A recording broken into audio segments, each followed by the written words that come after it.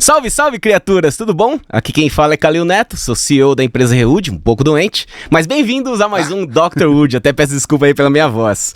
Cara, hoje é um podcast muito especial, muito importante, na verdade, pra mim, que fez muito parte da minha história, né? Quando eu terminei meu mestrado, que foi em colagem, eu comecei meu doutorado logo em seguida em parafusos, né? Na verdade, em ligações para estruturas de madeira laminada colada ou para produtos engenhados, né? Isso foi em 2011, faz 13 anos. E aqui na minha frente eu tenho o Christian, né? Christian, que é o representante aqui da Rotoblas Brasil. Bem-vindo, Christian. Obrigado pelo convite, Neto. É bom saber agora que você tá doente numa sala fechada, que a gente vai ficar uma hora aqui dentro. Tá tranquilo, tranquilo. Não morre não. Não, obrigado pelo convite. É sempre divertido falar sobre conexões e sempre divertido bater papo. E o podcast é isso, né? Bater um papo. Com certeza, obrigado, cara. E obrigado por compartilhar o seu tempo e as suas experiências aqui. E Cris, vou falar pra você, cara. Ontem estava eu, às 8h46 da noite, procurando aqui meus e-mails, né? E achei um e-mail, cara, do dia... Nossa, você vai 30 de março de 2011, cara. Bom dia, boa noite, Christian. Boa noite, hein? Já eram 7 horas da noite quando eu mandei esse e-mail. Gostei muito de te conhecer e espero que qualquer dia desenvolveremos um trabalho junto. Meu doutorado está sendo em parafusos autobrocantes da Rotoblas e acredito que estaremos sempre em contato. Um grande abraço. Aí. Olha isso, cara, dia 30 de março de 2011, isso foi cara. Da vez que foi os parafusos lá para a USP para você fazer os testes. Isso aqui foi o meu primeiro contato com você, e até tem o nome do Fernando, que isso. O Fernando que na verdade nos introduziu junto com o Albino e com o Robert, da própria Rotoblas, né, para trazer esses parafusos aqui. Para mim foi muito importante que, para quem não sabe, meu doutorado foi nisso e foi uma introdução dos parafusos, na verdade, dos autobrocantes. Os parafusos da Rotoblas, ou os parafusos autobrocantes para estruturas de madeira de grande porte, é um grande diferencial para as estruturas de madeira. São eles que fazem, na verdade, não somente garantem a estrutura e sua autoporte ou até mesmo a sua ligação em si, porque ligação é uma coisa muito importante na madeira e deve ser muito respeitada e muito bem estudado, né? Mas também, não somente isso, nos dá tempo, diminui o tempo e nos dá soluções, né? Entenda, eu sempre falo que tudo que a Rotoblas vende, tudo que eu não consigo comprar, eu copio. Normal.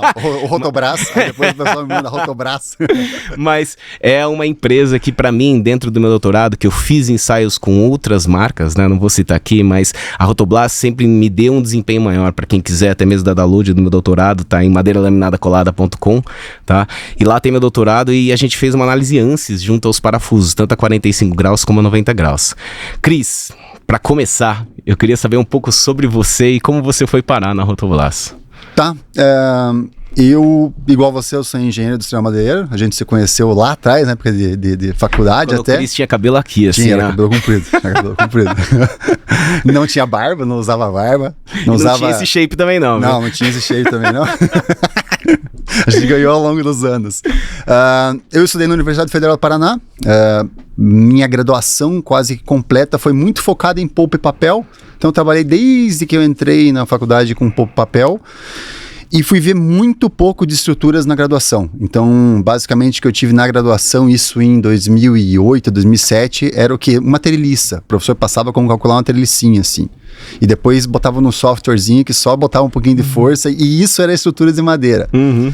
Isso numa florestal. Isso, numa industrial madeireira. Industrial madeireira, é verdade. Industrial madeireira. Exatamente. Ok, em 2008. E era uma disciplina anual, pra você ter uma ideia. Foi anual. Um ano. Fazendo estruturas de madeira pra fazer uma treliça.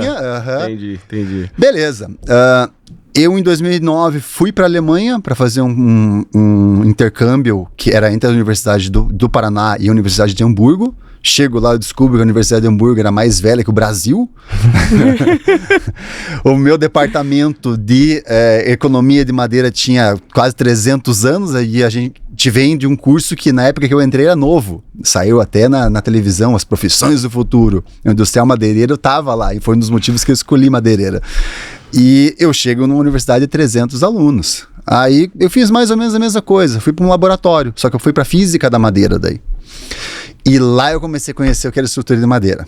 Então eu fui para Hannover, onde tem a Feira Ligna, que você vê aquela estrutura gigantesca. Julius Natali. Que você fala, tá aí, e como é que esse troço fica de pé? Você começa a ver umas pontes gigantes, você vai em estádios de vão livre de 50 metros e fala assim, cara, que maluquice. E aquela estrutura foi feita inteira de prego e foi a primeira estrutura feita por SFS com parafusos autobrocantes. Né? Foi a coisa mais linda. Julius foi realmente uma pessoa diferente. Sim. E ali eu comecei a tomar conhecimento de o que era estrutura de madeira propriamente dita, né? Não aquela coisa mais simples que a gente tinha aqui. Eu volto pro Brasil e me chega um e-mail na minha caixa de e-mails. Eu trabalhava numa consultoria terno, gravata, de frente pro computador. A sessão onde eu trabalhava não podia falar. Você trabalhava no quê? Trabalhava na consultoria florestal. Eu fazia estudos florestais para empresas. Então, a empresa quer instalar uma sede nova, papel, por exemplo. Aí a gente vai, faz os estudos. Tudo virado para celulose. Para celulose. Perfeito. Chega um e-mail, tô eu na frente do meu computador, de terninha, gravata, não podia falar. Imagine, eu, vendedor, não podia falar. A gente conversava pelo canto, assim, no Skype. Uma empresa italiana, meio maluca, que estava procurando uma pessoa no Brasil, e o meu orientador na faculdade falou, acho que combina com você, porque é uma empresa meio alemã. Quem foi seu orientador? Meu orientador foi Humberto Klock. Perfeito. Durante a universidade. Daí eu falei, beleza, apliquei, e pelo alemão, de eu ter vivido fora, foi onde eu entrei. Aí eu entendi o porquê quando eu fui para lá. A região da Rotoblast fica bem ao norte da Itália. Então essa região, até a Primeira Guerra Mundial, era do Império Austro-Húngaro. Então, o idioma mãe deles é um dialeto alemão. Eu não entendia bolhufas do que eles estavam. Eu falava, cara, eu acabei de voltar da Alemanha e já esqueci tudo. E daí eu entrei com um projeto que se iniciou com Brasil, Argentina, Chile e Colômbia e Equador. Que veio 4 pessoas para cá, um de cada país, para iniciar o trabalho aqui. E em 2011, onde madeira e construção nem existia. 2012, mais ou menos, a gente abriu o depósito no Brasil, filial e depósito. Então era uma coisa lá atrás, assim. Hoje em dia, beleza, as estruturas cresceram todo, prédio já subiu, mas lá atrás era meio que uma maluquice, digamos assim, porque eram mercados novos. Tinha o Chile, que era muito mais desenvolvido que a gente. A Argentina também tinha, por causa de neve, muita coisa, mas o Brasil era... Mas mesmo pra eles, né, Cris? Mesmo pra eles. Ainda era, a Rotoblast não era o que não, é hoje. Não. Ainda pra eles, ainda era uma coisa que ainda tava crescendo, você concorda comigo? Lá era a mesma problemática. Veja, gente, que a gente tá falando de 13 anos. É coisa rápida. Não, eu digo assim, ele vai até 2007 numa velocidade, 2017 numa velocidade, desculpe, e depois de 2017 ele dá uma embicada pra cima, a velocidade da coisa, exponencial. Assim, é exponencial, e não só no América do Sul, não só no Brasil, no mundo a gente vê isso hoje. Eu vou 1, 2 vezes para a Europa para reuniões com o mundo e todo mundo meio que fala a mesma coisa, assim, tá subindo muita coisa, tá se falando em muito volume, tá se falando em muitos andares, tá se falando em muito metro cúbico de madeira engenheirada. Sim. Então, não é só a gente aqui que cresceu, o mundo cresceu como um todo também na construção em madeira. E isso é legal para quem fazia trelicinha. Pra quem viveu isso. E a gente passou por isso tudo, né? Você puxou o e-mail 2011 lá. 2011, cara. Se pega tá fazendo doutorado, hein, bicho? Se pega o Calil 2011, pega o Christian 2011 e fala assim, ó, em 2024 o mercado vai estar desse jeito. Vai larga a mão de ser mentiroso. É verdade. Eu costumo dizer que quando eu comecei aqui, eu não falava de produto, eu falava de um sistema. Então, você também deve ter feito muito isso. A gente ia fazer palestra, começava com uns 3 porquinhos. Sim. Não, porque... O que é madeira laminada colada e como ela cola. Depois o fogo. Aí mostrava aquela imagem clássica do vergalhão, a madeira com o vergalhão dobrado. Tipo, e você ficava batendo em cima disso, e era sempre a mesma coisa. Mas não pega fogo. Mas não cai. Mas não isso. Chegou um ponto que você não precisa mais fazer isso hoje. Sim. E isso é legal. Você vê toda a trajetória. E como é que a gente chegou aqui? E como é que era lá atrás? Você olha para trás e fala assim, trabalho que a gente fez atrás, e tudo que a gente foi capinando, todo mundo junto, tá dando frutos hoje, e a tendência é Hoje em dia começa a pipocar a empresa, tipo de wood frame, muito depois da norma, que, não existia. Não tinha nada comparado a isso há alguns anos atrás. Você falava de casa e madeira, era tábua e mata junto e todo mundo corria. Exatamente. Então, é legal, é bem legal. Exatamente. E eu acho vou até agradecer aqui, ao vivo aqui, para você que está assistindo agora, ao Santander, né? Que foi o que me deu uma grande oportunidade. Santander, muito obrigado pela Bolsa de Mobilidade Internacional que eu ganhei em 2012. Foi no concurso que vocês me deram. Que com aquele dinheiro, que se não me engano era 9 mil reais, alguma coisa assim. Eu peguei todo aquele dinheiro e gastei na Rotoblas. Que eu achei aquele e-mail também para fazer a transferência, para pagar. E agradeço também a Rotoblas por ter me dado a oportunidade quando a gente estava fazendo o prédio de ter pago pra gente o curso lá de prédios de madeira, que pra mim também foi bastante importante. Entenda que a Rotoblas fez grande parte do meu conhecimento hoje, do que eu sou hoje. Acho que eu devo muito à Rotoblas e principalmente ao Robert, né, por ter dado toda essa oportunidade pra gente de conhecer a empresa. Em 2012 eu fui lá na empresa, tive o mesmo problema, porque eu falo italiano, né, assim, entre aspas, né, arranho ali. E quando eu fui lá pedir uma pizza, os caras não falavam italiano. E lá só tem um hotel perto da Rotoblas, né? Então, assim, pra mim foi muito importante e principalmente pegar o jeito de como a Rotoblas pensa. Fernando, Albino, eu sei que são pessoas que não estão lá, mas são pessoas que me ajudaram muito a entender como trabalhar e como fazer. E eu acho super interessante da Rotoblas que ela sempre tá no ápice do ápice. Entenda que eu tava em Portland no Mass Timber e, cara, a Rotoblas é citada toda vez em termos de soluções, em termos de empreendimento, em termos de novas soluções e se adequar ao mercado, sabe? Eu acho que até parabenizo você, Cris, porque você também vai direto lá na Rewood, né? Fala um pouco, você deu um curso aqui no Núcleo da Madeira sobre os parafusos e aí, cara, e são vocês, e não somente nós, que integra todo esse material e esse material engenheirado, e quando você fala material engenheirado, não é somente produto engenheirado, mas sim a solução, como você falou, do material íntegro de como deve ser feito. Sim, não, e é legal que a gente vai todo mundo somando esforços, sabe? Não é uma coisa de... se fosse... eu vou defender o meu aqui, o outro defender... Não, vai todo mundo meio que se juntando, assim. E a Roto sempre pensou no quê? Vamos tentar difundir o conhecimento, porque se cresce, todo mundo cresce junto. E sempre procurar tal que, tentando desenvolver coisas novas, indo atrás de novas fronteiras. Então, quando eu entrei era um catálogo de 200 páginas. Eu acabei de voltar de lá com um catálogo de 600, que é um dos temas só. Então, hoje em dia tem 5 linhas diferentes, quase 10 catálogos diferentes. 10 mil produtos a gente tem lá. E, cara, eu acho lindo seus catálogos, principalmente agora quando eu fui fazer o curso lá da Rotoblas, que a gente fez um curso de acústica e térmica, de caixilhos. Mesmo a gente não instalando caixilho, você entende que a Rotoblas tem uma solução pra cada coisa, tem uma coisinha pra cada... Cara, e é sensacional. Pra mim, aquilo lá eu fico vendo, assim, eu me perco, porque é acústica, é térmica, é todos aqueles pontos que os arquitetos têm dúvida. E, gente, arquitetos têm os catálogos da Rotoblas, e não somente isso, tem programas e softwares que a Rotoblas disponibiliza pra engenheiros e arquitetos pra desenhar. E eu acho lindo isso, porque vocês não vendem. Vocês propõem a solução a qual se enquadra melhor. E para mim, essa é a frase que eu tenho trazido há muito tempo. Então não existe a melhor solução, existe a solução a qual melhor se enquadra dentro do problema a qual você tem. E a madeira e o parafuso, eu acho que é isso, na verdade. Sim. Acho que é muito bonito isso, sabe? É o que eu sempre falo quando a gente começa um relacionamento com qualquer cliente. Eu falo assim, olha, entenda que a gente vem aqui não para tirar pedido, a gente vem aqui para tentar achar uma solução para um problema. E a gente passou por projetos juntos e você pegar o projeto na planta e, como é que nós vamos achar a solução para esse troço aqui? Não, assim vai, assim não vai, não, desse jeito dá, desse jeito não dá, para chegar numa... E muitas vezes a solução sai até do que é nosso e vai para outros lados e beleza, porque no final das contas esse é o intuito, que seja encontrar uma solução para uma problemática que você tenha, e isso é o legal. E isso é o que a gente já conversou outras vezes, é o bacana do dia a dia. Que nem, em outros podcasts você comentou que a Rewood ela é uma alfaiataria de madeira e cada projeto é diferente do outro projeto e cada projeto é um desafio diferente. Sim. Então e isso é o legal, você pega, esse aqui, aí você pega, senta, quebra a cabeça e pensa até você tentar achar uma solução. E fica nesse ping-pong, assim. Não, e essa parceria, gente, é assim, sensacional. Por quê? Eu lembro quando eu tava desenhando a Vila XP.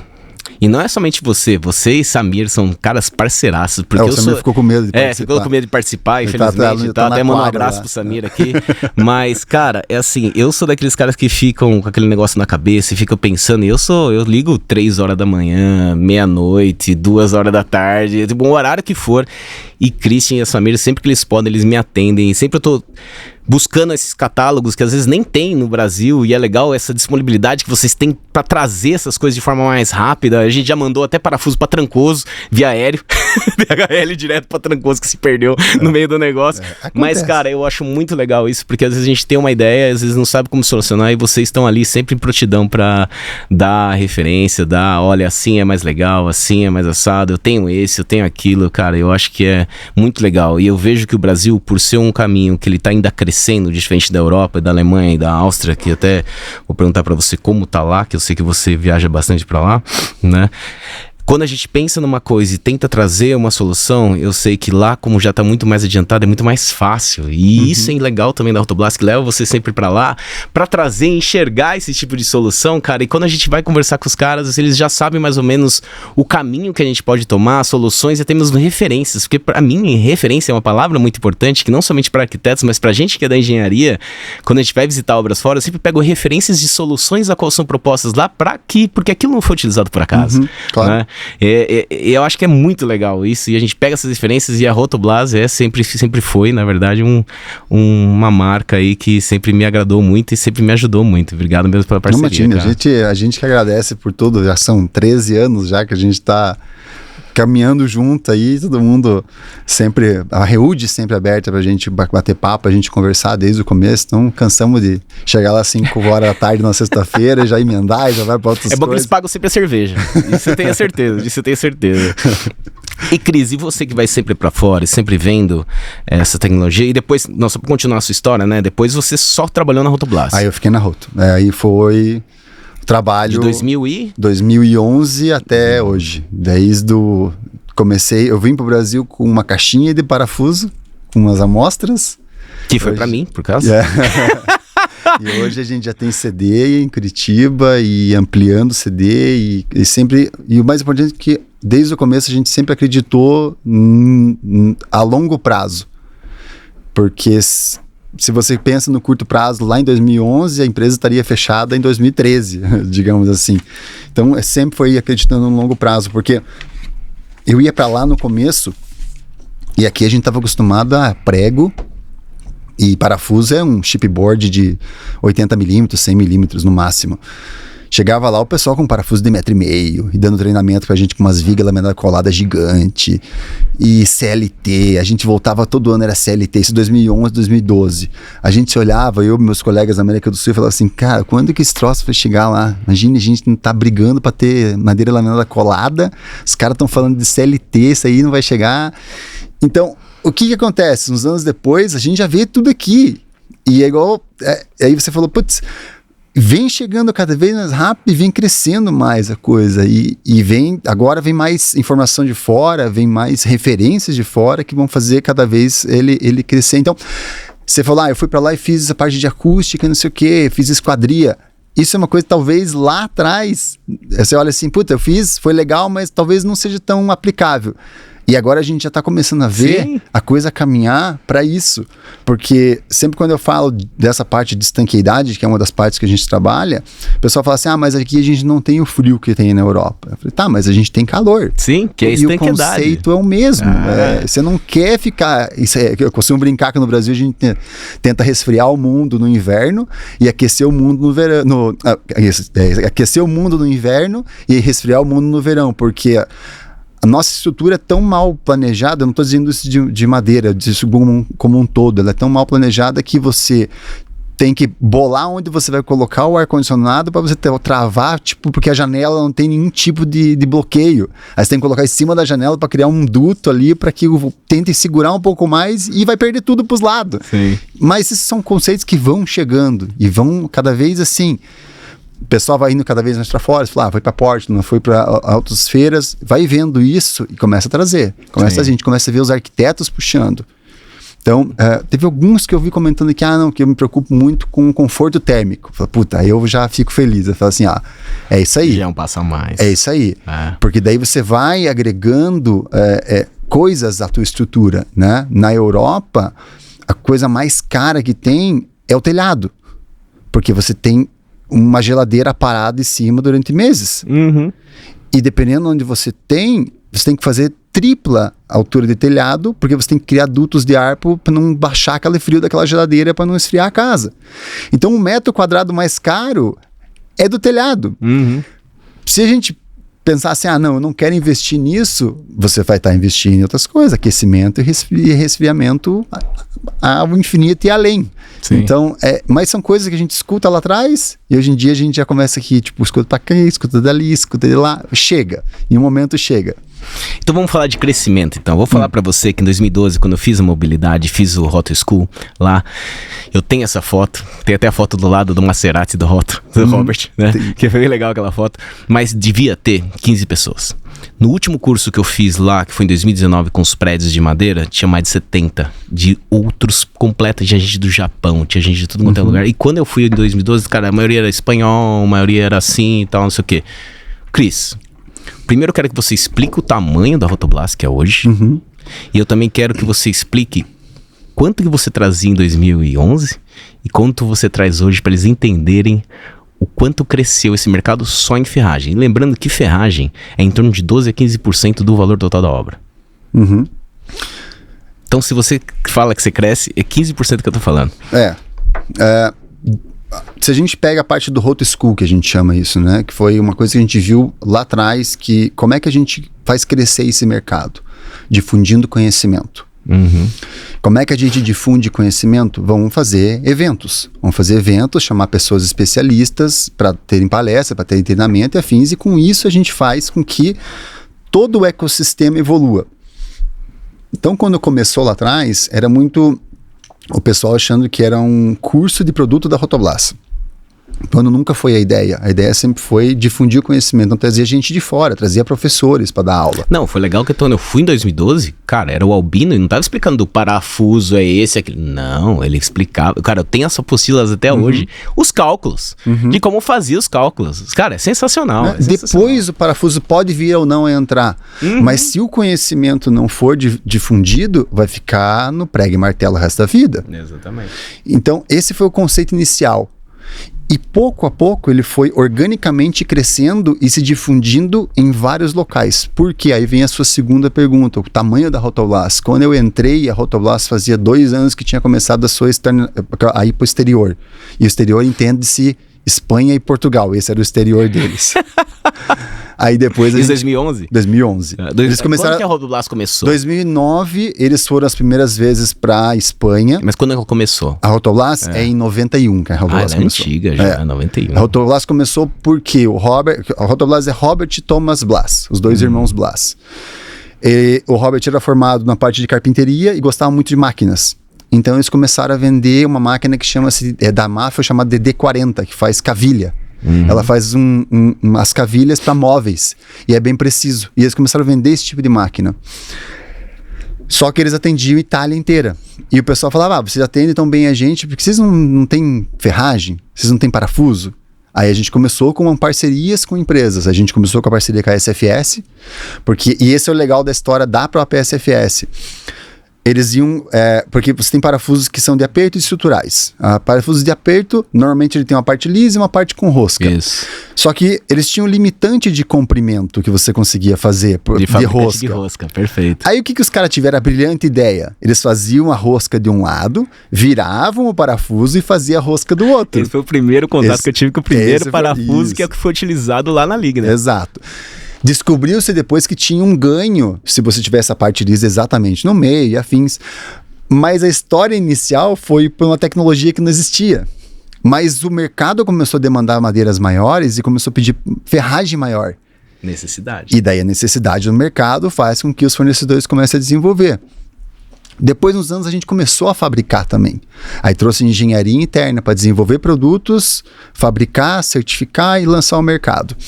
Então, ali, 2011, era 2 países fora, mal atendia algum outro país. corta para agora 24, a gente já está em mais de 100 países atendendo e já tem mais de 40, em 40 países com presença física e 30 filiais ao redor do mundo. Então, isso faz com que comecem a aparecer pessoas diferentes nos cursos. Porque o mesmo discurso a gente faz em todos os países. Vai para lá, vai pegar conhecimento. Vamos para lá, a gente vai ter um agora. A gente normalmente faz um que é mais aprofundado 2 vezes ao ano. Meio do ano e final do ano. Que vai ter agora, em julho vai ter a primeira parte e a segunda parte no final do ano, que casa junto com um congresso que tem lá, que daí já faz tudo junto. E para vocês que estão ouvindo isso, vocês podem fazer. Lá no site da Rotoblast tem essa informação e é focado o quê? Para difundir conhecimento. Se vocês olharem os professores, é tudo cara grande da parte das estruturas. Os caras... E é o mesmo conceito que a gente começou a trazer para cá. Ano passado vocês participaram do Teoria Prática, que a gente trouxe o Quente, que é o nosso responsável técnico para América do Sul, e fez um primeiro evento com o pessoal do IPT, que deu o maior apoio para a gente fazer o evento, foi muito bacana. E o que começa a acontecer nos eventos hoje em dia, tanto aqui quanto fora, acaba dando overbooking. É muito louco, porque eu abri o evento na quinta, no sábado eu precisei fechar, que eu já estava com quase o dobro de inscritos. E eu tive que começar a cortar pessoas.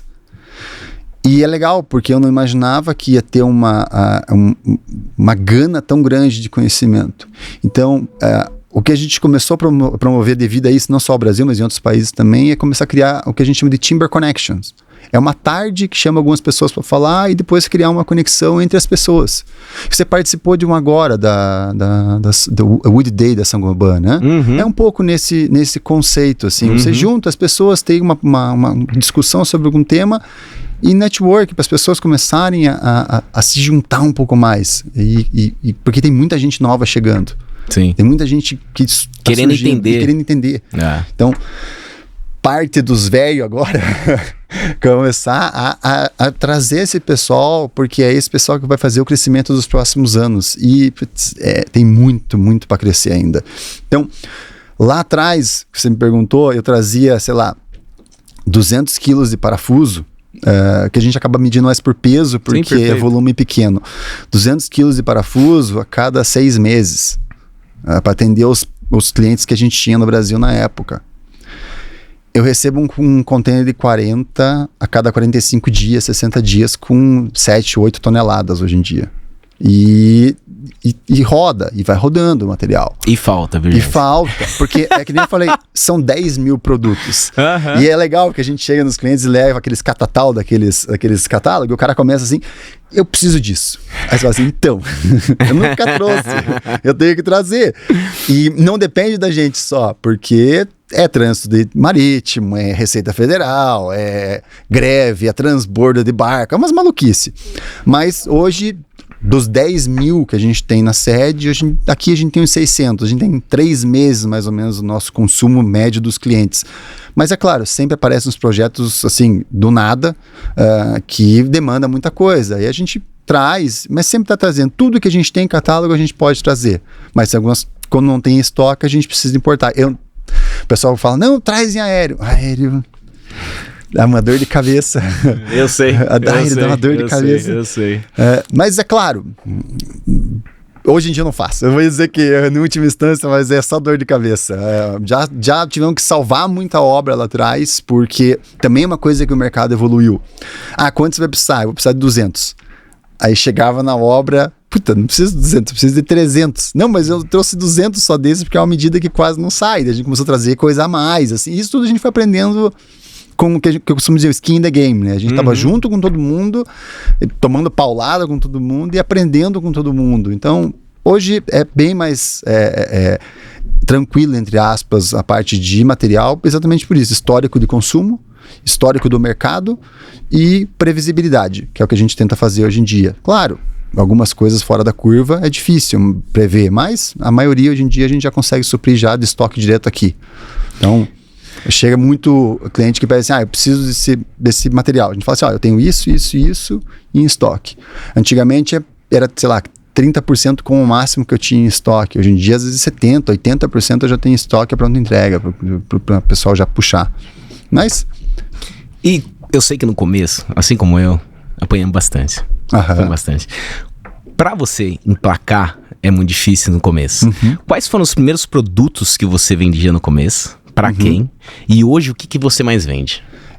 É bem interessante isso, porque quando eu comecei, a pergunta inicial era quanto que o quilo do parafuso? Quanto que é o quilo do prego? Não, porque ele queria comparar com o quilo do prego. Parafuso. Isso, o quilo do parafuso, para comparar com o quilo do prego. Cara, pessoal, a Rotoblast faz parafuso até 1,5 m, gente. 2,5 2,5, aí ó, 2,5. Tá vendo? Quando na minha época era 1,5 m. Aí tá, mas por quê? Não, porque eu quero comparar com o saco de prego, quanto que é. Eu falei, não, isso jamais vai dar certo, essa conta nunca vai fechar. É igual o cara querer comparar o meu material com madeira roliça, cara, não vai rolar, não vai rolar.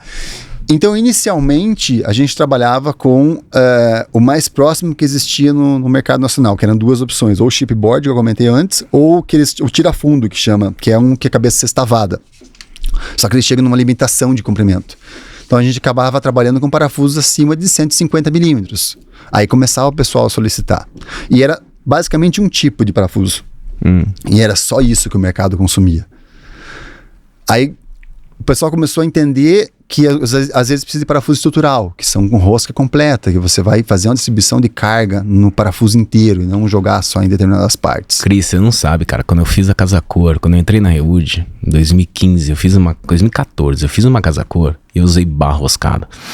Porque, cara, querendo ou não, Casa Cor era uma coisa que tinha que ser mais barata e tal, não sei o que. Meu, você não sabe a dor de cabeça que é utilizar uma barra roscada e tudo que você tem que fazer pra utilizar uma barra roscada. O pessoal ainda não entende o quanto você agrega. O parafuso não é caro, que você compara. Ok, se você comparar o quilo com o quilo, óbvio que não vai rolar. Mas se você comparar a tecnologia, e claro, eu não posso falar porque eu fiz doutorado, eu entendo toda a tecnologia que é embarcada dentro daquele. Pra mim, eu sempre falo, e os clientes dão risada, eles até dão risada, eles falam assim, nossa, mas eu posso tampar o parafuso? Eu falei, jamais. O parafuso, pra mim, é o brinco da obra, é o brinco da mulher. E aquilo pra mim tem que chamar a atenção e tem que ser o prateado, aquele que você vê, porque pra mim, quando você olha, não sei se você já percebeu, eu gosto muito de moto. A Ducati é uma moto que fala que são as Ferraris das motos. E você vai ver como ela é desenhada, ela deixa os parafusos em amostra, porque ela vê o brutalismo daquilo, ela mostra, ela faz questão de mostrar que o que ela é e o que ela é feita, sabe? Pra mim é muito bonito isso. O Rotoblast, pra mim, são as cabeças, são os parafusos, a tecnologia. Você não olha pra aquilo lá, pra mim não é só um pedaço de metal. Aquilo tem uma tecnologia embarcada, que aquilo tem que mostrar, que quando o cara olha pra aquilo, ele olha e fala assim, olha pra uma obra da Reúd junto com aquele parafuso e fala assim, aquilo é o diferencial. Quando o cara entende, ele entra numa obra e olha pra aquilo e olha pro parafuso, não precisa nem olhar pro material, só o parafuso e fala assim, isso daqui é diferente, sabe? E aí você vê, isso pra mim é uma grande essência. Eu não tampo de jeito nenhum os parafusos. Pra mim isso é o primordial, sabe? Muito legal. Não, é legal. Você falar, eu lembrei de você que eu fui, faz um mês, nem isso, eu fui na Bolonha no museu da Ducati. Aí eu até te mandar uma foto e esqueci. Mas é bem isso mesmo, você vê isso escarrado, assim, é na cara, assim, é bem legal. E eu sempre brinco com o pessoal, se você vai fazer a conta de padeiro, e eu tenho o direito de falar porque eu fui padeiro, então eu sei como é que é a conta de padeiro, o meu parafuso nunca vai entrar na obra, nunca. O cara vai comparar com uma barra roscada, ele vai comparar com um prego colocado a 45 na parte de baixo da viga, vai comparar com um monte de coisa. Não fecha a conta. E eu entendo que existem obras que você realmente precisa que a conta feche mais baixo. Não é parte do jogo. Tem obras que você tem mais margem, tem obras que você tem menos margem. Tem obras que você pode jogar para maior a porcentagem que você vai colocar de ferragem, tem obras mais... não, vamos trabalhar com alguma coisa engenheirada, calculada, que precisa de todos os esforços serem aquilo ali. Aí não é caro. Não é caro mesmo. Porque a gente tem casos de que uma grelha caiu em cima. Sim. A grelha simplesmente desceu porque foi colocada de qualquer jeito. Sim. E sempre foi a minha preocupação quando eu comecei a trabalhar com estruturas no Brasil. Cara, estrutura. Esse troço... Coisa séria. É sério, não é coisa... Não é bobeira, tipo, eu deito a minha cabeça no travesseiro e durmo tranquilo. Sim. E nada... isso eu não troco por nada. Então, aí a gente tá falando de coisa que a conta fecha tranquilamente, eu posso dizer hoje em dia. Aí começaram também a entrar outros produtos em paralelo, a parte de estanqueidade, membranas, a parte de wood frame veio puxando bastante coisa também. Hoje em dia acústica está se falando bastante, hoje em dia está se falando de segurança e altura, que a gente trabalha também. Então alguma coisa hoje em dia vem puxando mais coisa, vem puxando novelo, aí a gente vai entregando catálogo assim pro pessoal, já tem mais catálogo, tem mais informação aqui, e é legal, isso é bem bacana. Eu vou falar para você, Cris, e eu sei disso, né? Que o que nos limita, e quando eu falo em prédios de madeira, que daí a gente tá falando em outro nível, né? Em outro que é o que a gente, que na verdade o que eu tenho trabalhado todos os meus dias para tentar fazer mais e mais, e as pessoas entenderem, na verdade, como desenhar e como se comportar, e tentar chegar em custos equivalentes, ou até mesmo custos competitivos, ou uma solução que realmente se enquadra dentro do cliente, que é aquilo que eu falei para você, né? O que nos limita, na verdade, são as ligações. Né? Entenda que o pilar, viga, isso a gente tem. O que nos limita, na verdade, é como transmitir. Eu quero que também as pessoas entendam que quando você faz uma ligação de aço, você solda, você consegue transmitir toda a resistência. Quando você faz uma ligação de concreto, você faz a armadura transmitir toda a resistência. A madeira, você não consegue transmitir toda a resistência, e isso é um grande problema, e por isso que é importante se entender da concepção de como desenhar com madeira e como utilizar esse material da melhor forma possível para se obter realmente um custo-benefício, um desenho coerente à madeira, né? E quando a gente fala de prédios de madeira, o que nos limita, na verdade, são as ligações, né? A gente vê muitos, quando eu fiz o curso lá, eu lembro até hoje que tem muita ligação nova para prédios de madeira, né? O que a Rotoblast tem de novo quando se fala em grandes edifícios? Porque a gente sabe que a Rotoblast fez Moelven. Se eu não me engano, ele fez o Ascent também? Também. Fez o Ascent. Então, assim, a Rotoblast sempre esteve, assim, na frente para realmente fornecer. Né? O que se fala em ligações e qual é a altura máxima que a gente consegue fazer em prédios de madeira? É legal isso porque você vê a evolução também do próprio mercado, né? A gente estava falando antes de começar a gravar até do Wood Hotel na Noruega, né? Sim, sim. E quando você visita, você vê umas vigas gigantescas e muitas vezes passa no meio do prédio, passa no meio do quarto. Que é o Moelven. Eu estive lá. Por quê? Porque existia uma limitação da época tecnológica, mas queria-se subir. Então achou-se uma solução, mas você teve que fazer com muita madeira, vigas muito grandes. Depois daquilo, não só a Rotoblast, mas as outras empresas que trabalham no setor começaram a desenvolver soluções. E você começa a trabalhar com um sistema que você usa madeiras menores. Então os novos que vêm saindo, eles vão usando LVL, por exemplo, porque eles não têm madeira dura lá, não tem como eucalipto para fazer uma viga, por exemplo. Usam o LVL e começam a seccionar em tamanhos menores e transmitir a força através de sistemas como um pilar de aço, que você parafusa ele e depois conecta no outro. E quando você quer simular isso que você falou, concreto armado, que ele vai para dentro da laje, existe um outro que vem em cima desse que chama Spider, que ele tem como se fosse uma aranha, e você vem costurando ele com parafusos. E daí e com isso o que você faz? Você começa a aumentar o span entre as vigas também, que era um problema. Que você vai aumentando, porque daí você vai trabalhando também com lajes de CLT e costuras de laje, que você consiga aumentar a distância entre pilares, porque uma coisa é você fazer um hotel, outra coisa é você eu quero fazer escritórios com um monte de pilar assim, ia ficar complicado. Aí o mercado começa a falar assim, fabricantes, a gente está precisando achar soluções. E é isso que a gente vem sempre, por isso que a gente sempre participa dos congressos internacionais apresentando soluções. Falando, isso aqui é o que a gente pensou. A gente, numa época, desenvolveu o X-Rad, que era para transporte de painéis. Foi uma ideia que era muito promissora, mas que não decolou, porque ele demandava de uma engenharia na obra tão milimétrica, que mesmo o pessoal que tinha experiência tinha problema. Porque você tinha uma limitação de 2 milímetros que você podia ter de diferença. Porque você posicionava todas as bases e a última base, se tivesse... Você vai... Efeito dominó, né? 1 milímetro aqui, 1 milímetro aqui, 1 milímetro ali. A hora que você chega lá, você tá meio metro para frente. Então você tinha lá no final um limitante de entre 1 e 3 milímetros. A ideia era muito boa, e é muito boa, mas a gente fez algumas obras que mesmo o pessoal muito capacitado falou, olha, é bom, mas isso é parte do processo. E você vai surgir, e com aquilo ali surgiram as ideias para fazer o Spider, por exemplo. Para mim é muito importante, até mesmo ressaltar do que você falou, que assim, para mim todo produto se cria através de uma necessidade e esse produto se mantém através da sua evolução. Para mim isso é muito bonito. Você veja que você falou grid. Então existe a necessidade de fazer em madeira. Ok. Aquele grid não atendia. Quem é o responsável? As ligações. E isso é legal que aí através das ligações, essas novas tecnologias que vocês têm trazido, tem permitido com que a madeira tenha crescido cada vez mais. Então para mim, na verdade, o grande crescimento da madeira é o desenvolvimento que empresas como a Rotoblas trazem para que engenheiros como a gente tente viabilizar o máximo de melhor custo-benefício por metro quadrado ou menor cúbico por metro quadrado. É quem usa menos para que se tenha melhor utilização. Sim. Isso é perfeito. Para mim isso é muito legal. E uma coisa que eu tenho visto muitas vezes, que assim, de novo, né, a gente tem acompanhado esse mercado há muito tempo, né, são novas ligações já demandando com desenho ao fogo.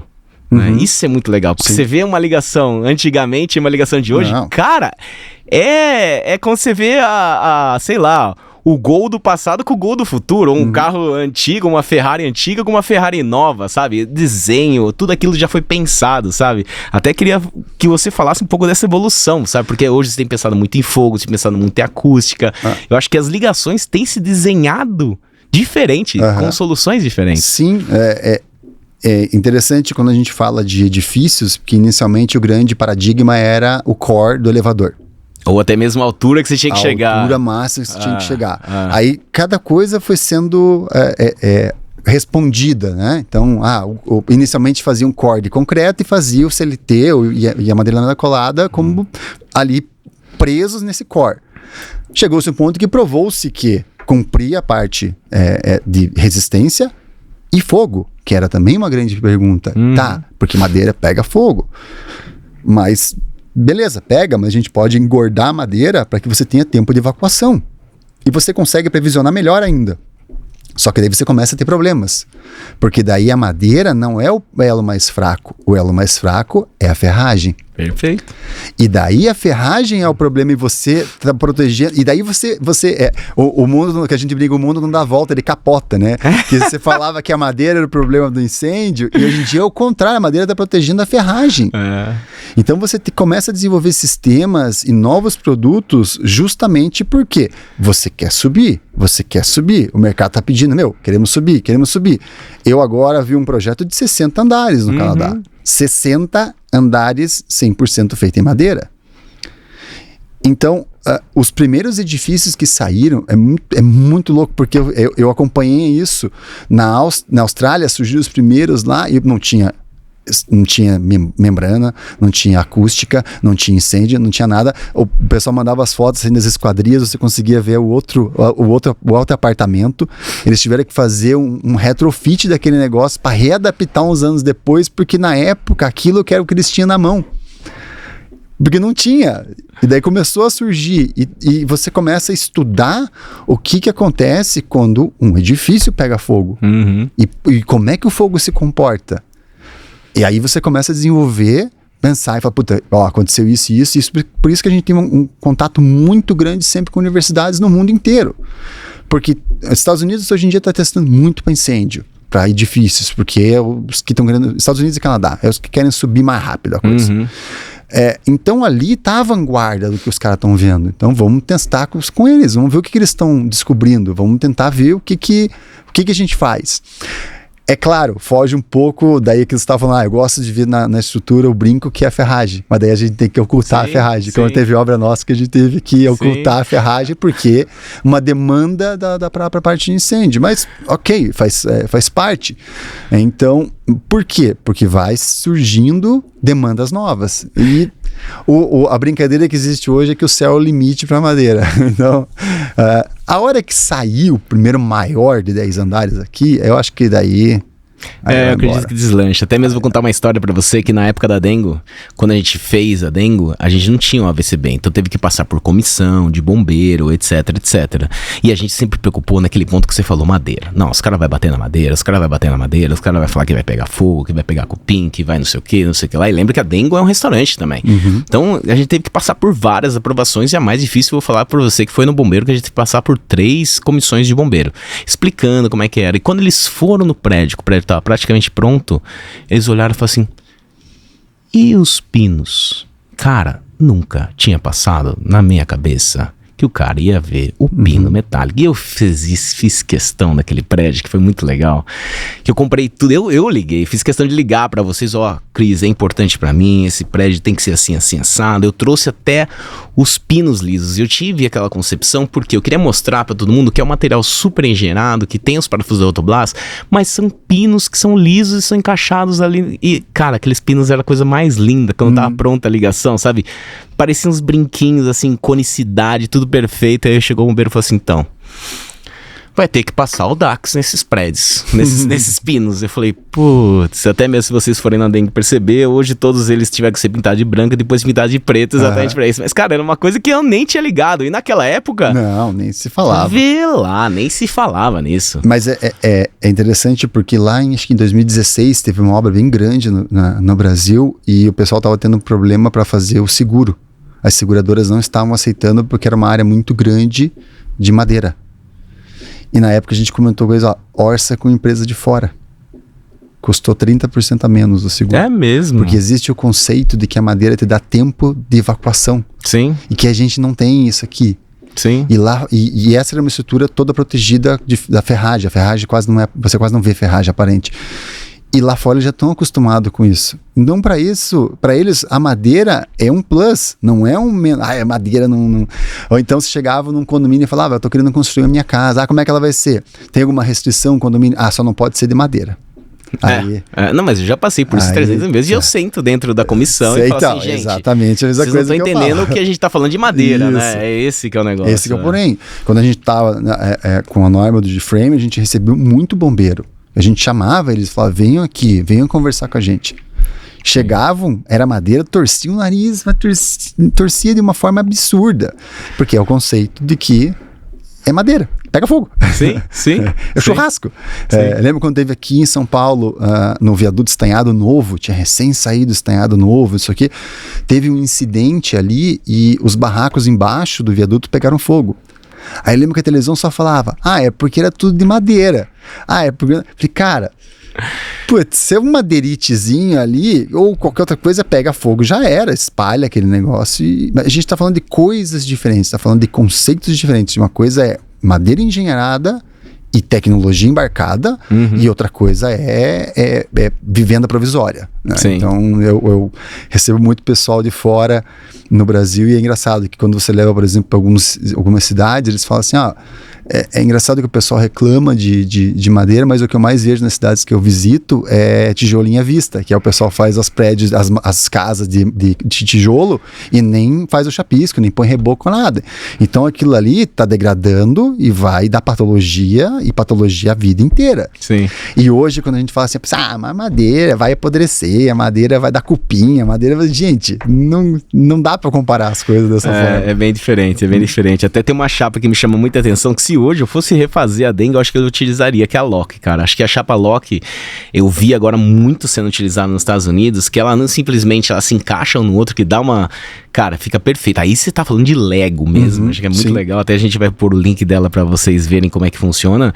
Mas ela também fica inteira lacrada, né? Eu fui pra Europa agora numa missão via várias obras e normalmente se usa muito o berço inferior das vigas, porque isso ajuda muito no cálculo, principalmente para encaixar, principalmente para força. E ali se tem que se pôr, por exemplo, um pedaço de madeira, que é o que você tava falando, para recobrir a chapa metálica para não ter o fogo. E a chapa Lock, eu acho que é uma baita solução. E tem um outro ponto também que acho que poucas pessoas sabem, que é aquela fita para fogo. Você pode falar um pouco mais sobre aquilo? Você tem... porque quando você tem a viga e o pilar e viga, você vai ter um caminho preferencial do fogo. Perfeito. Então ele vai entrar por ali, ele vai atacar a ferragem. E o que é o problema? É claro, uma ferragem maior como um lock, que é uma peça maior, demora um pouco mais. Mas se você tem parafuso, por exemplo, o parafuso, o diâmetro é menor. Então você vai ter um ataque mais rápido. Como é que você protege? Existem umas fitas anti-incêndio que você coloca e existem espumas expansivas que você pode colocar também ao redor Então, quando você faz o rebaixo da madeira, a fresagem da madeira para encaixar a peça, ao redor você já coloca ou a fita ou a expansiva para que, caso o fogo entre por ali, ele não ataque a ferragem. E por que começa a surgir esse tipo de conexão para facilitar a obra e ganhar tempo de velocidade. Porque imagine se eu tiver que posicionar as vigas e vir colocando parafusos por cima, eu vou ter que... Tenho muito mais trabalho, a grua parada, travada ali para você posicionar, tabicar, colocar. Então, sistemas de encaixe, você monta rápido, você ganha velocidade. E é isso que faz o efeito O dos clientes. Industrial. Que aí, né, você falou num episódio, você falou que os teus clientes locam casa do lado da obra para acompanhar. Ver o negócio acompanhando. Agora, e por que é o efeito O? O cara passou na frente de onde está começando a obra, não tem nada. É terra arrasada, assim. Ele vê só um negocinho de concreto que ele nem sabe que é radieu, o que for, e de repente, 3, 4, 5 dias depois, tá uma estrutura enorme em cima. Ele fala assim, mas o que aconteceu aqui? Eu passei aqui anteontem e não tinha nada. E é isso que é o que dá esse tipo de conexão de encaixe rápido, porque você ganha velocidade, e além de ter uma carga muito alta que suporta. Então você vai desde pequenos até metro de suporte para essas vigas muito grandes. Sim, sim. E outro ponto também, quando se fala em prédio, acho que é acústica. Poucas pessoas sabem, assim, a madeira é muito boa para acústica e muito boa para térmica, né? Mas quando se fala em conceito de mass timber, na verdade, o som nada mais é que uma vibração de moléculas, e quando você tem grandes massas coladas uma na outra, a vibração se passa entre si. O prédio de Massive Timber em CLT, MLC, e por isso é o grande diferencial de fazer uma parede de CLT e fazer uma parede de wood frame, é que o wood frame tem várias camadas que você consegue realmente rebater em cima disso. E o Massive Timber, quando uma coloca a outra, a vibração passa. Sim. Né? E a acústica, e até mesmo vocês têm um caderno de acústica que eu recomendo de vocês abaixarem aquele caderno de acústica da Rotoblas, né? É um ponto muito importante que acho que é o que mais tem aparecido em dúvida em termos de prédios de madeiras. Gostaria que você falasse um pouco de acústica, cara. Quando eu vou fazer a apresentação de acústica para os clientes, eu normalmente levo uma caixinha de som que eu tenho assim de corda, sabe? E a gente procura igual aqui, uma mesa de madeira, e eu coloco a caixinha em cima e começo a rodar. Falo, olha o som como é que tá. Por que instrumento musical é feito de madeira? Exatamente porque isso ela transmite muito bem o som. Só que, claro, uma coisa é você um instrumento musical, outra coisa é uma mesa, outra coisa é uma estrutura. Então você não quer que o seu vizinho espirre e você diga saúde para ele do outro lado. Quando os primeiros edifícios multifamiliares foram surgindo, normalmente o telhado eram vigas de madeira. E o que acontecia? Por essa viga de madeira, transmitia o som para a habitação do outro lado da parede. Então, às vezes, tinha uma parede muito grande, mas o som transmitia através da viga de madeira. Então, descobriu-se, a gente precisa começar a quebrar isso, que é o que você falou do wood frame. O wood frame tem vários layers, várias camadas. Então, você tem materiais diferentes. Então, eles vão se comportar de formas diferentes com a interação com o som. Quando você tem um mass timber, você tem que começar a criar isso de alguma maneira. Aí você tem perfis acústicos. Mas, se a gente está falando de edifício, a massa disso é muito grande. Então não basta só você colocar um perfilzinho de EPDM, que é o que o pessoal faz normalmente, põe qualquer perfilzinho de EPDM, só que quando você coloca peso, isso daí amassa tanto que é a mesma coisa que nada. Ele tem que ser calculado para a massa que vem em cima dele. Então, muitas vezes você vê em obra, que são alguns perfis coloridos, você vê várias cores diferentes. É por quê? Porque as cargas que vêm em cima ali, e ele tem que sofrer uma deformação, mas ele não pode achatar. Da mesma forma para a laje. Então você tem uma laje de CLT e você vai jogar concreto em cima, a tendência é que o knock-knock que a gente tem fique forte. Então existem membranas que você coloca ali exatamente para criar essa barreira para o som não passar para baixo, que não é o que você quer no caso de uma laje. Nas paredes é a mesma coisa, você tem membranas, você tem perfis acústicos, aí tem um mundo de coisa. Muitas vezes é uma coisa meio da NASA, quando você vê os cálculos, porque o decibel ele é logarítmico, né? Então, se você está reduzindo você não está reduzindo você está reduzindo 1000. Então, qualquer modificação que você faça, dá uma diferença muito grande. E agora está se falando muito nisso, porque é muito prédio saindo. É muito prédio. Então, se você faz escritórios, beleza, por mais que incomode, não é a mesma coisa que uma casa. Se você vai fazer vários pavimentos de famílias morando. Aí imagine toda a tubulação passando também. A tubulação de água, passa outras coisas. Se o som começar a reverberar ali, até cada vez que o teu vizinho do último andar for tomar banho, for no banheiro, você tá sabendo no primeiro andar lá embaixo. Então, a importância da acústica agora é assim, é o que tá se falando muito como é que é comportamento acústico. A acústica, por quê? Porque senão não dá para subir. Sim. Não dá para subir mais. Você tem que pensar nisso conforme você vai subir nos andares, criar leias, criar barreiras, criar maneira de dissipar esse som. Então, vai muito nessa linha. O catálogo é bem legal, ele é bem intuitivo, assim, que a gente tentou fazer for dummies, digamos assim, o máximo possível, porque mesmo a gente que trabalha com isso, são conceitos bem diferentes e bem avançados que está trabalhando em cima disso. Então, a ferragem também. Então, hoje em dia, quando eles colocam ferragem, eles colocam perfis acústicos. Porque descobriu-se que em mass timber, quando não passa pela parede, ele vai pela ferragem para a próxima parede. Então a gente fez vários estudos de vamos colocar cantoneira, vamos colocar parafuso, e foi analisar como é que o som se dissipava de uma parede para outra. E dá uma diferença gigante. Sim. Então hoje em dia, você colocou cantoneiras, colocou ferragem, o pessoal coloca perfil acústico, porque senão vai dar problema. Sim. Tanto da norma quanto para as próprias pessoas que estão vivendo, né? Então é um tema. Agora a gente escuta muito mais. É bem legal. Disso. É um tema que a gente ainda vai ter que abordar muito em cima dos arquitetos, cara. E como você vê o futuro para as soluções da Rotoblas? Como você vê a Rotoblas no futuro, em termos de soluções de ferragens, soluções como empresa mesmo? A visão que a Rotoblas tem dos mercados é uma coisa que sempre me agradou muito. Da mesma forma que eu trabalhei em fomento florestal. Então, como é que funcionava a conta do pessoal que você ia tentar vender a ideia dele plantar árvore? Você vai plantar uma árvore, você vai cuidar dela, e daqui a 6, 7 anos, você pode começar a vender essa árvore. Isso se for para celulose. E o cara falava assim, não, mas se eu plantar agora, eu colho uma safrinha, depois eu colho uma safrona. Então o conceito de tempo deles era mais curto. E a Rotoblas sempre teve um conceito de tempo de longo prazo com os mercados.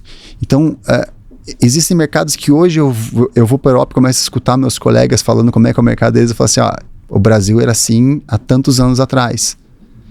Calma, ele vai desenvolver. Nossa ideia em todos os lugares que a gente está é fazer crescer os mercados, a madeira crescer, mais madeira e menos construção tradicional, o máximo possível. É uma mensagem da Europa hoje em dia, então o Parlamento Europeu, a chanceler foi lá falar, não, tem que construir mais em madeira para a gente reduzir a emissão de gases. E a gente quer estar junto com esse crescimento do mercado. Então a gente cresceu muito como empresa, saiu de 100 pessoas para já 700 pessoas. Eu saí sozinho aqui para ter equipe já de quase 10 pessoas. Então a gente quer crescer em todos os países porque a gente acredita na construção em madeira. E a construção em madeira começando a falar, é meio moda isso aí, daqui a pouco passa. Não é. É uma vertente que vai vir muito forte. Quem começa a entender da construção em madeira e compara com construção civil tradicional, fica maluco. Eu fiz reforma na minha casa, que infelizmente ainda não é de madeira, eu fiquei maluco.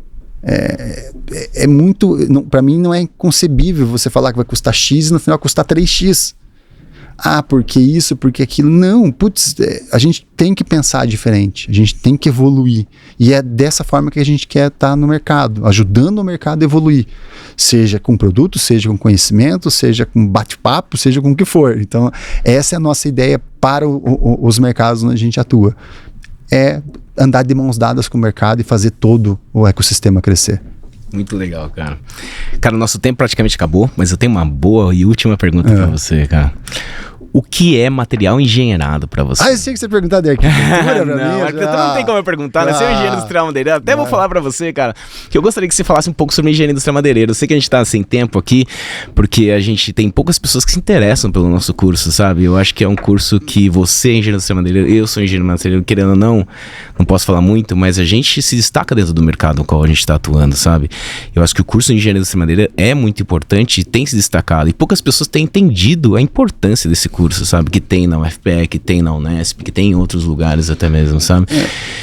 Eu acho que é legal, assim, falar que você é engenheiro madeireiro, como você se formou, sabe? Mas principalmente, o que é produto engenheirado em madeira? O que é produto engenheirado para você? Produto engenheirado para mim é um produto pensado. Você transforma, você sai de uma coisa e você transforma em outra coisa. E aonde você pode chegar como engenheirado vai da criatividade e do conhecimento da pessoa, que é a mesma. Eu vejo como a pessoa que desenha, que cria em engenheirado de madeira, é como aqueles artistas lá de trás. Quem teve a oportunidade quem puder ir ver Davi em Florença, que era um monolito de coisa, e ele já via aquilo antes. O que eu vejo, você passa em plantações de madeira, você vê uma árvore. Quem trabalha com engenheirado vê uma estrutura, vê um prédio, vê uma casa, vê um balanço, vê uma forma diferente, porque ele está fazendo o conceito na cabeça dele, e quando ele descobre a capacidade que o material tem, ele começa a criar coisas cada vez mais bonitas, e você vê. Então, uma estrutura engenheirada, ela chama atenção. Quando ela quer chamar atenção, quando ela quer passar desapercebida, ela passa também. Então, eu vejo dessa maneira, como um produto para uma pessoa que quer criar uma coisa única, não tem limite da imaginação. E puxando para a industrial madeireira, eu entrei um pouco por essa coisa de profissões do futuro. Eu já estou formado, eu entrei em 2005, já vai quase 20 anos. Eu vi que ele deu uma desacelerada a industrial madeireira, perdeu-se muito o interesse. Sim. Mas é uma área muito, muito, muito, muito legal. E que falta profissional. E vai faltar profissional, pelo que a gente está vendo, pelo crescimento de todas as outras empresas. Se a gente falar só da madeira engenheirada, já está faltando profissional. Eu estava numa reunião essa semana com o pessoal da Rotoblas, falando sobre o curso que a gente vai ter agora em julho, fazendo uma promoção para todos os gerentes. E um gerente, acho que da Hungria, se não me engano, falou: é que aqui na Hungria eu levantei, eu tenho só 100 engenheiros especializados em estruturas de madeira. Aí eu olhei aquilo, aí eu fui procurar quantos milhões de habitantes tem a tal da Hungria. Tem uma mixaria. A gente tem 240 milhões de habitantes. E, claro, hoje em dia, eu fico muito feliz que tem muito mais gente que a gente pode. Antigamente a gente contava no dedo. Tem esse, e às vezes uma mão você já fechava, acabou. Agora a gente precisa de um dedo e um pé só. 2 mãos e um pé só. Então, imagine o tamanho do universo que existe à frente.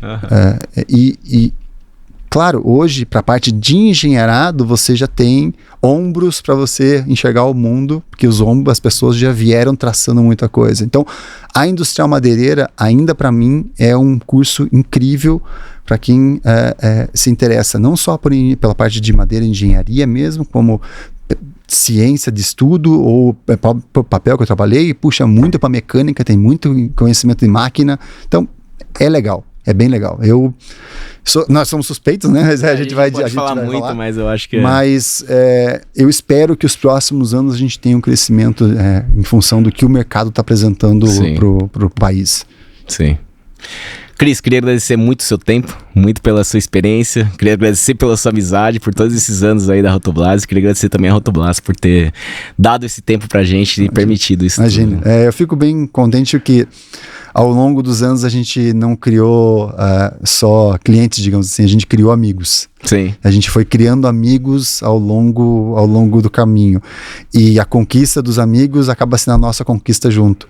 Então, eu tenho o maior orgulho de todos os projetos que a gente trabalhou junto, todas as noites que a gente perdeu para achar soluções, e dor de cabeça, e atraso, e isso e aquilo. Mas, no final das contas, a gente viu tudo que foi crescendo, e a gente manteve sempre essa amizade, tanto a gente, eu e você, que a gente já se conhecia antes, quanto as empresas, e é o que a gente sempre promulga, acaba promovendo para o mercado isso. Então, eu sempre acreditei que a venda é person to person, não é B2B. É pessoa para pessoa. Eu posso te vender o melhor produto do mundo, mas é pessoa para pessoa a venda, no final das contas. Então, eu fico bem contente também de todo esse trabalho que a gente fez junto. Muito obrigado pelo convite, e sempre que tiver necessidade, a gente tá aqui bater papo, porque passa voando uma hora. Passa voando, cara, agradeço mesmo, mais uma vez. Gente, espero que vocês tenham gostado, deixa o joinha, se inscreva no canal, comenta aí. Um grande abraço, até mais, até a próxima.